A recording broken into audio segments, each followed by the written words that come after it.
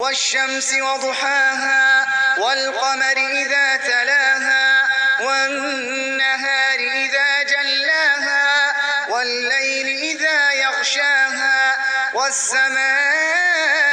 وما بناها والأرض وما طحاها ونفس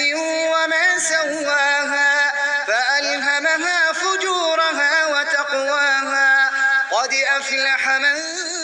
زكاها وقد خاب من دساها كذبت ثمود بطغواها إذ انبعث أشقاها فقال لهم رسول الله ناقة الله وسقياها فكذبوه فعقروها فدمدم عليهم ربهم بذنبهم فسواها ولا يخاف عقباها.